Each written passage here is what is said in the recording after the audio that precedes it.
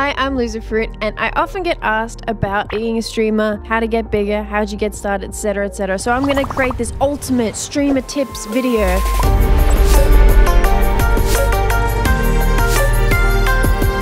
It's gonna be really fast paced. Now I'm gonna try to compact it into a 20-minute video. I hope I can do that. I have a lot of information written down. If you hover over the YouTube video, if you want to go to a specific point, you'll see little timestamps all over and you can just go to whatever is important to you. And it will definitely not look like a streamer tips video I did back in 2015. You want to get more views on Twitch?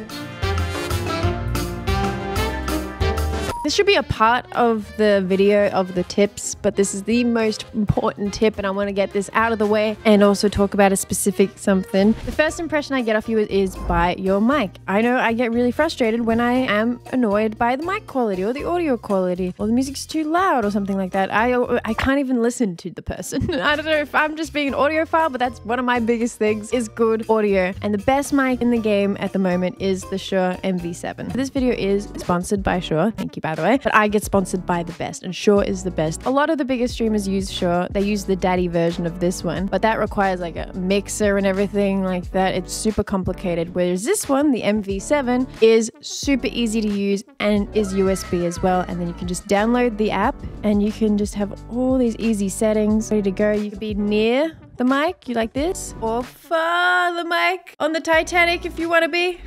But it still sounds really good. It'd be like up to 18 inches away from your face and still get good audio. It gets so frustrating when people have like echo. Oh, there's so many things that kind of frustrate me about someone's mic. And I'm not perfect and I haven't fully like perfected my settings either or anything like that. I've barely messed around with the settings. I just let the app do it, so it's just automatic. So honestly, I haven't even manually touched it. I love it, and a lot of people ask me what my mic is, and I think that's one of the biggest recommendations is getting a good mic when it comes to streaming. And I think Shure MV7, you'd be remiss to look away from it. It's an investment, but I think it's one of the most important parts of your setup. Must-do tips. I'll get into these specifically, but I'm just going to say them very vaguely first. So audio, have a cam, post yourself elsewhere and anywhere, plan your streams, videos, and having consistency and schedule are the top 5 things. So cam or no cam. Honestly, it is preference that you can do it, but it is easier to make an impression and it's easier to make people stay initially if they don't know who you are. If you do have a cam, there's obviously exceptions to this rule. I know there's big poppin' people with exceptions to this rule, but they also have very unique talents or aspects to themselves, okay? And if you don't have either of those, you probably need a cam. But yeah, you could definitely get away with it, but I think that is one of the main things. I have a Sony camera, a Sony Alpha 7. It doesn't really matter what you have, honestly. You just have any mirrorless camera as long as it connects to Camlink, Elgato Camlink, it'll look fine. Mirrorless cameras are like top end of what you want to use, and then you could always use like a D920 or a Logitech one that's like got good reviews too, and that would work. Depends on your budget. The most important thing when it comes to cameras is the lighting. Honestly, it's the lighting. And I haven't nailed down the lighting. I can't quite understand the lighting, okay? Something I look into, but I think every camera can look really good as long as you get the lighting right. People have a lot of strategies for that. Please look that up because I am not a good example of it. How to get people to join. So how to get people to join, and I think the first thing is to post anywhere and everywhere. Clips. People say it's super competitive, but it's probably one of the easiest times to pop off or like get noticed more than ever because you see so many people go off on TikTok just randomly, come from nowhere. They have one thing going, they're like, oh my god, you're that person. It's very easy to do something. I wouldn't say it's very easy, but it is easier than it has. And that's how a lot of the biggest streamers became bigger streamers, because they were posting elsewhere. My close example would be Josh Dub and Mully. They do VR content and they were just posting TikTok pretty much daily to get themselves out there. A better chance of getting one of them known because they were just posting, I think it was like daily, even more than, and no one else was before it truly, TikTok even really became the big staple that it is now. It's not a question of like how much you should post, like am I posting too much or not posting enough. It's about like the quality of what you post, focusing on that, and then just trying to post good stuff that represents you or that you would be happy to watch yourself out there as much as possible. So that would be like my main thing, is posting on many platforms, is how to get people to join. People might be like, well, I have no time to do that. And I'm like, well, if you do a 4-hour stream, like maybe every few days or even every day, maybe you do a 3-hour stream instead and spend that 1 hour working on clips that you could post elsewhere elsewhere. You can post on literally anything and it'll be heaps beneficial to you. That's one key way to grow by yourself. The other key way to grow is just collabing and networking with similar sized people, with friends, whatever. People like group stuff. I honestly sometimes think of where would I be if I accepted a little bit more help from people and combined forces. People just like to see people around you, and you might have no friends. You might have no one that is doing what you're doing. And so obviously the previous tip I gave was way more important. But if you do, or even just involving yourself in communities, just don't be fake about it, man. You know, if you want to involve yourself in other people's communities, other people's streams, just talk to people. Do it legitimately, genuinely, because people will know, all right? We can spot a fake bitch from miles away, so don't even, okay? Don't even. Most people can, all right? You know what? A lot of these things I'm saying because this is a huge area where I've made heaps of mistakes and I've only recently learned what I should do now. When it comes to collabing, never be unprepared. Always think of an idea and ask them if they want to be involved. They'll feel honored if you do that. Particularly if they're like limited on time or busy, don't depend on them for anything. Be like, we're doing this. I've got it all planned. We're doing this. Are you free on these like 3 times? And you give them like 3 separate times. They might not be free on one of those times, but they could be like, oh, I'm free after that now. And you're like, okay, cool. And so it'll be just a much faster way if you just give them times. Not ask them when they're free, but give them times and ask them to help you with this idea that you've got. If you have those things and they don't have to do any work, they'll probably come and they'll be easy. They'll do it just fine. That's something I've learned really recently. Wish I learned it sooner, honestly. If you are a leader, you will get better results than if you are waiting on someone to lead you all the time. The previous points, the reason I say them was because often you won't get noticed just streaming alone, no matter how much time you stream for. The time doesn't matter. You could be on there forever and still not be seen. So those other points are really helpful if you are struggling with that aspect. Plan your streams, plan your videos, but pretty much plan your streams. Listen, you could just get online, play games, and be chill, and that could be the main part of it. But I guarantee you that if you plan something kind of cool for your streams, kind of something kind of different, people will enjoy the like little extra effort you put in, and it does not have to be much. And streaming can just be still feel like a genuine, natural experience. But I just know that when you put in like, for example, if you put in like a mission, you have a mission for that stream. Like, we are going to get a win in each of these games before I end the stream, or we're going to get a win in this one game. I'm not sure. I'm not sure what you do. I think something to stay to the end for is super important for people, for an audience to stay. Obviously, you see that in how successful speedrunning can be, particularly recently, because people are like, oh my God, I wonder if he's going to beat this round this time. And then they enjoy your fails along the way. And even if you don't get it, but they just want to know. And it's something huge on the line. Very butt clenching. It's so easy to notice when I go into someone's stream to notice if their chat is dominating the stream or they are dominating the stream. Don't get me wrong, chat can be involved as much as possible. That's great. But as long as the streamer always has some topics to bring up or something, or is leading like what they do on the stream, I think that's a huge part of it. Your existence is to be the entertainer, not chat's existence to help you entertain. You know what I'm saying? At this point where I'm at, chat helps me entertain plenty. But it's because I've been on the freaking platform for 8 years,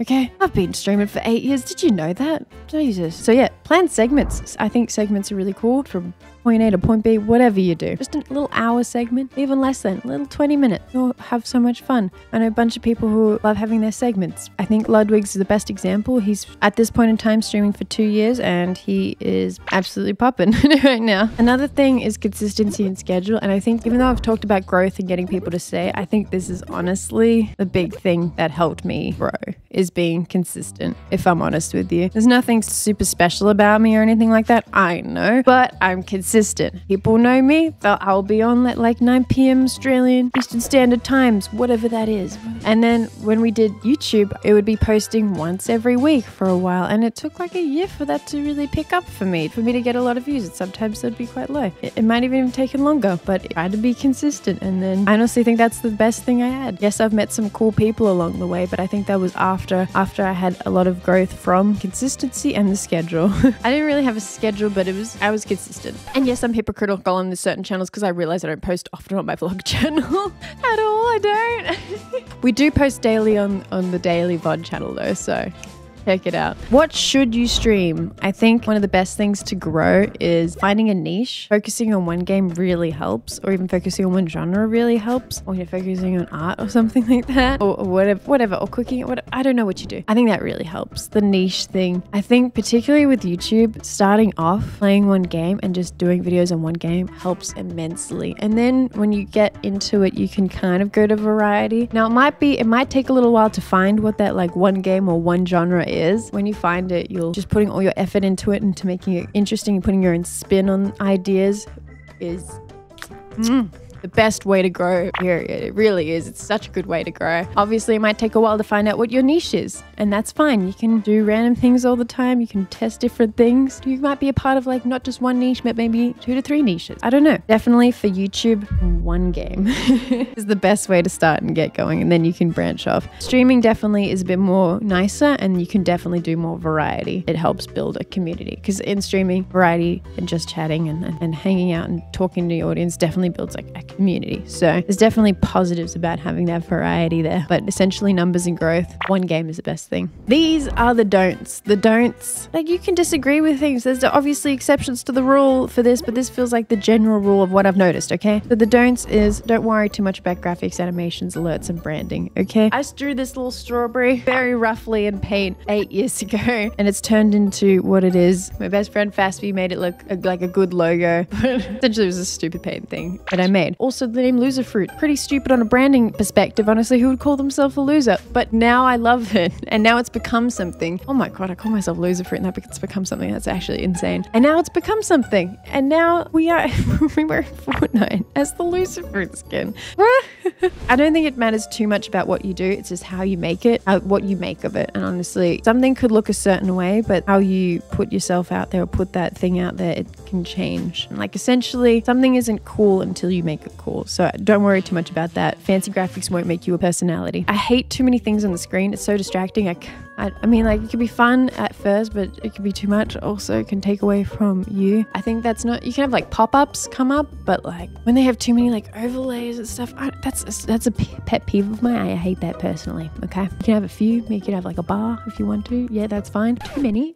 I'm like, what is happening? And I think everyone can also tell when you use one of the default templates for branding. You can really tell. You might as well do less is more rather than using default template branding, IMO. In like panels and other stuff, it's fine, but when it's on your stream and on your screen, it does cheapen your look. Also, don't call yourself a small streamer because you'll always be a small streamer because you called yourself a small streamer, okay? You'll stick yourself in that box and people will always see you that way because you said that about yourself. So don't do that either. But finally, the don't thing I would suggest is don't worry about being successful. Don't worry about the money because you got to be having fun and enjoying it because the success rate is so low. So please don't have crazy expectations.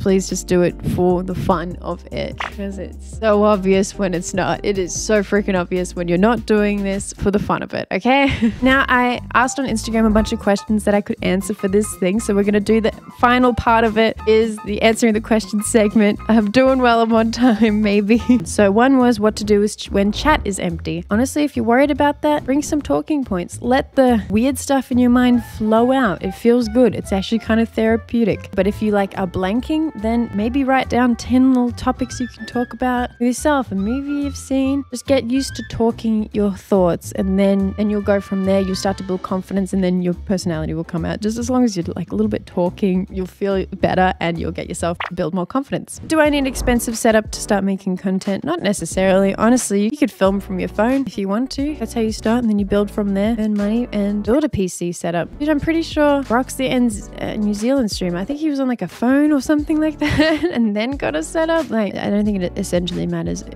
of the price point. I think you can really essentially stream. It's just more about what you stream. But when you start getting into it, obviously what I said before, audio, camera, other things, like go down the list of importance of what you need. What's more important, numbers or community? The numbers obviously help the community grow. Someone could have like 5K viewers versus someone with 1K, and that person with 1K could have a better community, a more loyal community that'll stick with them through whatever game or whatever stuff they put out. So it is a hard one, whereas that 5K could be a very passive viewership. I think both are important, honestly. You shouldn't get too caught up on numbers though in general. What's the best way to engage with a community? I think it's very important that chat represents the streamer. No matter who you are, they're a reflection of you. I wholeheartedly believe that chat is a reflection of their streamer. I think you can turn any like negative comment, instead of taking it in a bad way, you can twist it and change it to your own. own. You're not at mercy with the comments you read or the negativity you read. They're at mercy to how you take their comments because they're just typing. They don't have voices or tone like you do. So you can just yoink, switch and use it for your own benefit. That's how you kind of like deal with that. It's great. Good strategy. I've been using it for a long time. I've read so much shit about myself. Otherwise, I don't know, I'd probably be in a worse place if I didn't. Is it really stressful? This is a good one, although it's a lot of fun and I think it's a dream career and I have no complaints about it. Honestly, I think I've struck gold with a career. Yeah, of course. Your actual like financial health and mental health is completely determined by numbers. And that is frightening.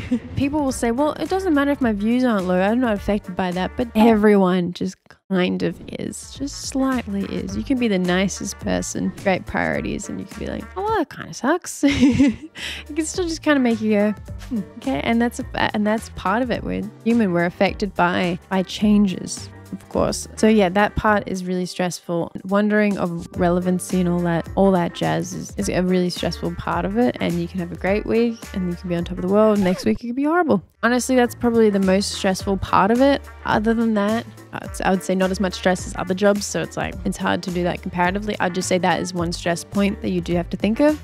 There's things I can think of where I've had insecurities before, but I think that is the biggest stress point you get. And the other things are just kind of a part of life, honestly. Someone asked if it's easier being a boy or a girl streamer, if it matters. And I can't speak to people that I'm not. Like, I've only experienced a girl's perspective, so I don't know what it's like to be anyone else. Okay, I'm just experiencing from a girl, a white girl, and I say it was kind of easier at first, I feel, to get that first initial push. No matter who you are, I think it's very similar, but I think it was a little bit easier just for the first little bit of extra views as a lady, for sure. But I think there's definitely a cap at one point you hit. None of the biggest streamers, apart from like Pokey and Valkyrie, are females. They're all male.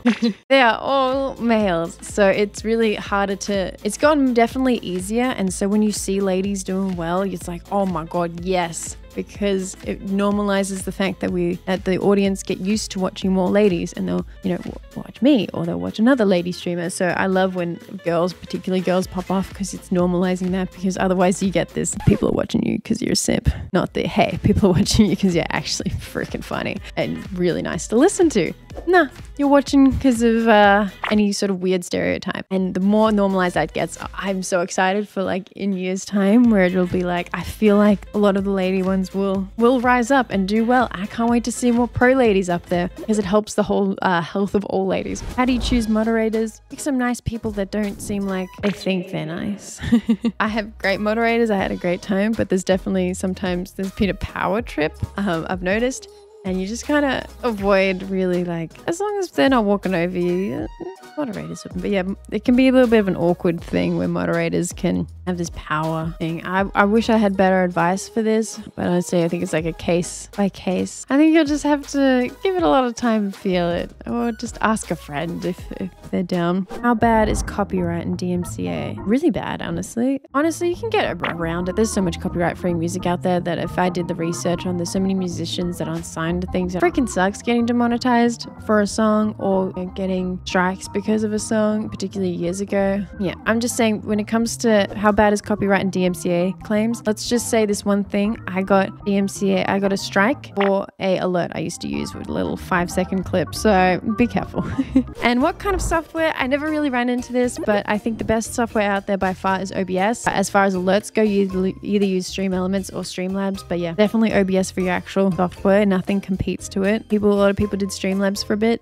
Don't do that. Go back to OBS, and that's all you really need. Yeah, don't overcomplicate it. So get yourself live and get yourself out there. Where to get advice? I think the best advice you can get is from asking from people around you what they think of you, which can be quite nerve-wracking, but like what they think of your streams or your clips and that, and have them like give good criticism. Other than that, I know like there's channels like Alpha Gaming and other places where they give out more specific advice. But yeah, there's definitely advice there, but I think the best thing is to really like look at what other people are doing, and if they're doing something cool, then be like, I like that idea. How do I make it unique and my own? Don't straight up copy, make it your own. But you can essentially do someone's idea with just putting a little spice to it. So I think that was 20 minutes. That was good. That was good. I think I did as much as I could in 20 minutes. I've just have so much I've seen and experienced, okay, over the 8 years. All right, I could honestly go on forever about streaming advice. Yeah, I honestly want to give heaps of examples, but